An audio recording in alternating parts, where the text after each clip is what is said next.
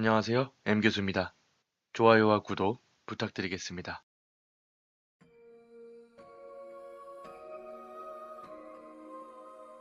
고등학교 졸업여행. 고등학교 3학년 때 겨울방학의 일이다. 고등학생으로서 마지막 추억을 남기기 위해 나는 A와 M, 두 명의 친구와 함께 남자만 셋이서 여행을 떠났다. 목적지는 산키스계 온천여관으로 주변에 별다른 것은 없었지만 공기가 무척이나 맑았다. 여관에 도착한 우리는 짐을 풀어놓고 여관에 체크인을 했다. 고등학생들이 용돈을 모아온 여행이다 보니 그다지 좋은 여관은 아니었다. 하지만 고풍스럽고 깨끗한 괜찮은 곳이었다. 여관의 현관에 들어서자 대단히 예쁜 여주인이 맞으러 나왔다. 어서 들어오세요. 목소리도 예뻤고 우리들은 무심코 소리를 질러버렸다. 여주인은 짐도 맡아드리겠습니다. 라고 말하며 우리의 짐을 들려고 했다. 보통 고용인이 짐을 옮기다 보니 M이 의아한 듯 혼자 운영하냐고 물었다. 그리고 그 여자는 고용인이 한 명 더 있다고, 하지만 지금 조금 바빠서 죄송하다고 말을 했다. 우리는 서로 한번 마주본 뒤 말했다. 짐은 저희가 가져갈 테니까요. 방만 안내해주세요. 여주인은 고개를 숙인 뒤 앞으로 걸어가기 시작했다. 그런데 여주인의 등 뒤에 무언가가 있었다. 아이였다. 나는 여주인에게 자녀분이냐고 물었다. 죄송합니다. 이 아이는 제가 옆에 없으면 금세 울거든요. 아이를 업고 일을 하다니 대단하다 싶으면서도 조금은 이상하다는 생각도 들었다. 그 아이는 어떻게 봐도 5살은 되어 보였기 때문이다. 보통 그 정도 나이가 되면 어머니에게 늘 매달려 다니지는 않는다. 하지만 대놓고 말하기도 좀 그랬기 때문에 우리는 그대로 조용히 방으로 갔다. 우리는 짐을 풀고 셋이서 산을 탐험하고 산기슭의 가게에서 특산품을 사는 등 나름대로 놀다가 여관으로 돌아왔다. 방에 돌아와 친구들과 이야기하고 있자 여주인이 왔다. 식사 준비가 되었는데 언제 가져다 드릴까요? 마침 우리도 배가 고파왔기 때문에 우리는 그대로 가져다 달라고 부탁했다. 잠시 뒤 고용인이 식사를 가지고 왔다. 고용인은 이때 처음 봤는데 60세 정도가 된 다리가 불편해 보이는 아저씨였다.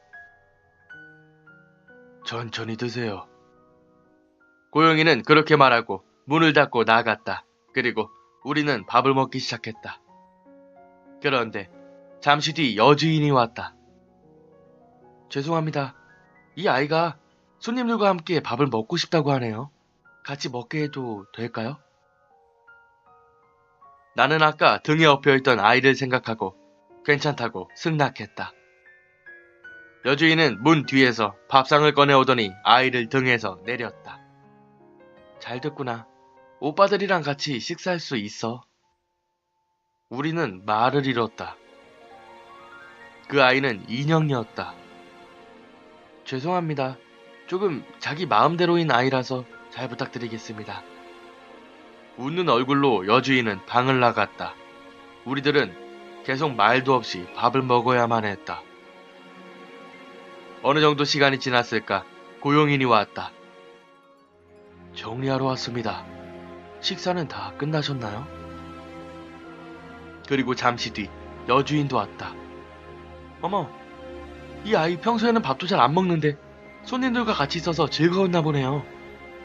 그리고 여주인은 인형과 그 앞에 있던 밥상을 들고 나갔다.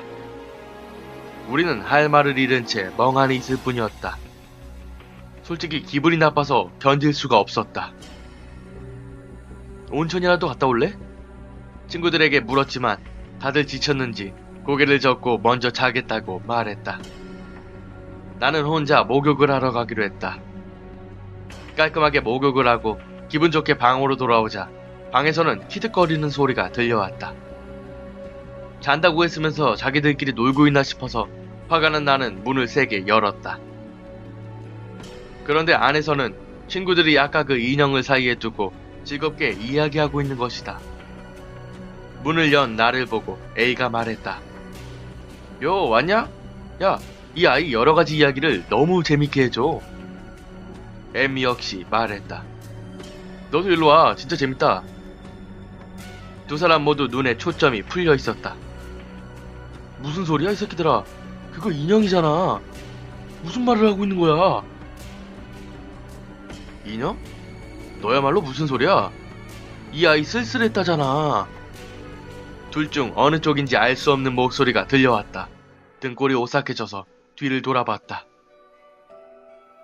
같이 오신 분들은 우리 아이가 마음에 든 것 같네요. 손님도 우리 아이와 놀아주세요. 여주인과 고용이는 기분 나쁘게 웃고 있었다. 나는 정신없이 여관을 뛰쳐나왔다. 필사적으로 산을 내려갔다. 뛰어가던 도중 문득 뒤를 돌아보니 말도 안 되는 모습으로 소리를 지르며 여주인과 고용인이 따라오고 있었다. 산을 다 내려갈 무렵 희미한 빛이 보였기 때문에 나는 그곳을 향해 필사적으로 달렸다. 그것은 택시였다. 나는 온 힘을 다해 택시에 올라탔고 아저씨에게 빨리 출발해달라고 소리쳤다. 운전사 아저씨는 어이가 없는 것 같았지만 내가 너무 필사적이었던지 알았다고 대답하시고 출발했다. 조금 달린 뒤 아저씨는 나에게 무슨 일이 있었냐고 물었다. 나는 내가 겪은 일들을 모두 말했다. 아저씨는 조금은 침묵하더니 그 여관은 5년 전에 망하고 없어졌어. 착각하는 거 아니야? 라고 말했다. 나는 멍해져서 말을 잃었다. 아저씨의 말을 따르면 그 여관은 경영난 때문에 비투성이에 올라서 일가족이 자살했다는 것이다. 여주인과 몸이 불편한 고용인 남편, 그리고 4살짜리 딸. 친구들이 걱정이었지만 그때는 너무 무서워서 돌아갈 수도 없었다. 나는 해가 뜨면 여관에 데려다 달라고 아저씨에게 부탁했다. 그리고 새벽녘이 되어 해가 뜨자 나는 벌벌 떨며 택시를 타고 여관으로 갔다. 거기에는 밖에서 봐도 안이 다 보일 정도로 허물어진 여관이 있었고 안에 친구들이 쓰러져 있었다. 다행히도 친구들은 감기에 걸린 걸 빼면 별 문제가 없었다. 저녁밥을 먹은 이후로 기억을 하지 못하는 것 같았다. 물론 친구들은 혼자 도망친 나에게 무척이나 화를 냈었다. 여관 자체가 유령일 수도 있다는 것을 알게 된 기묘한 체험이었다.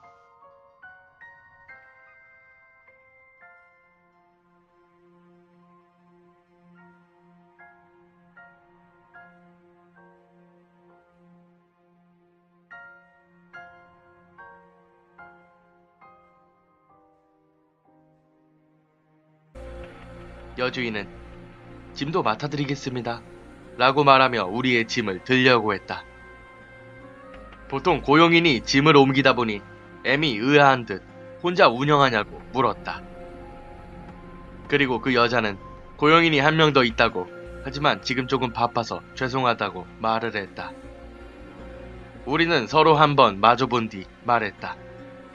짐은 저희가 가져갈 테니까요. 방만 안내해주세요. 여주인은 고개를 숙인 뒤 앞으로 걸어가기 시작했다. 그런데 여주인의 등 뒤에 무언가가 있었다. 아이였다. 나는 여주인에게 자녀분이냐고 물었다. 죄송합니다. 이 아이는 제가 옆에 없으면 금세 울거든요. 아이를 업고 일을 하다니 대단하다 싶으면서도 조금은 이상하다는 생각도 들었다. 그 아이는 어떻게 봐도 5살은 되어 보였기 때문이다. 보통 그 정도 나이가 되면 어머니에게 늘 매달려 다니지는 않는다. 하지만 대놓고 말하기도 좀 그랬기 때문에 우리는 그대로 조용히 방으로 갔다. 우리는 짐을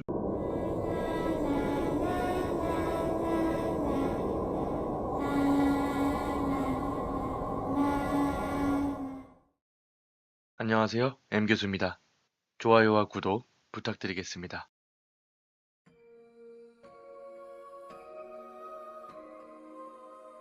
고등학교 졸업여행. 고등학교 3학년 때 겨울방학의 일이다. 고등학생으로서 마지막 추억을 남기기 위해 나는 A와 M, 2명의 친구와 함께 남자만 셋이서 여행을 떠났다. 목적지는 상키스계 온천여관으로 주변에 별다른 것은 없었지만 공기가 무척이나 맑았다. 여관에 도착한 우리는 짐을 풀어놓고 여관에 체크인을 했다. 고등학생들이 용돈을 모아온 여행이다 보니 그다지 좋은 여관은 아니었다. 하지만 고풍스럽고 깨끗한 괜찮은 곳이었다. 여관의 현관에 들어서자 대단히 예쁜 여주인이 맞으러 나왔다. 어서 들어오세요. 목소리도 예뻤고 우리들은 무심코 소리를 질러버렸다. 풀고 셋이서 산을 탐험하고 상키스계 가게에서 특산품을 사는 등 나름대로 놀다가 여관으로 돌아왔다. 방에 돌아와 친구들과 이야기하고 있자 여주인이 왔다. 식사 준비가 되었는데 언제 가져다 드릴까요? 마침 우리도 배가 고파왔기 때문에 우리는 그대로 가져다 달라고 부탁했다. 잠시 뒤 고용인이 식사를 가지고 왔다. 고용인은 이때 처음 봤는데 60세 정도가 된 다리가 불편해 보이는 아저씨였다. 천천히 드세요. 고용인은 그렇게 말하고 문을 닫고 나갔다. 그리고 우리는 밥을 먹기 시작했다. 그런데 잠시 뒤 여주인이 왔다. 죄송합니다. 이 아이가 손님들과 함께 밥을 먹고 싶다고 하네요. 같이 먹게 해도 될까요? 나는 아까 등에 엎여있던 아이를 생각하고 괜찮다고 승낙했다. 여주인은 문 뒤에서 밥상을 꺼내오더니 아이를 등에서 내렸다. 잘 됐구나. 오빠들이랑 같이 식사할 수 있어. 우리는 말을 잃었다. 그 아이는 인형이었다. 죄송합니다. 조금 자기 마음대로인 아이라서 잘 부탁드리겠습니다. 웃는 얼굴로 여주인은 방을 나갔다. 우리들은 계속 말도 없이 밥을 먹어야만 했다. 어느 정도 시간이 지났을까 고용인이 왔다. 정리하러 왔습니다. 식사는 다 끝나셨나요? 그리고 잠시 뒤 여주인도 왔다. 어머, 이 아이 평소에는 밥도 잘 안 먹는데 손님들과 같이 있어서 즐거웠나 보네요. 그리고 여주인은 인형과 그 앞에 있던 밥상을 들고 나갔다. 우리는 할 말을 잃은 채 멍하니 있을 뿐이었다. 솔직히 기분이 나빠서 견딜 수가 없었다. 온천이라도 갔다 올래? 친구들에게 물었지만 다들 지쳤는지 고개를 젓고 먼저 자겠다고 말했다. 나는 혼자 목욕을 하러 가기로 했다. 깔끔하게 목욕을 하고 기분 좋게 방으로 돌아오자 방에서는 키득거리는 소리가 들려왔다. 잔다고 했으면서 자기들끼리 놀고 있나 싶어서 화가 난 나는 문을 세게 열었다.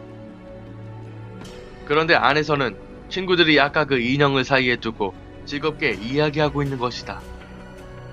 문을 연 나를 보고 A가 말했다. 요, 왔냐?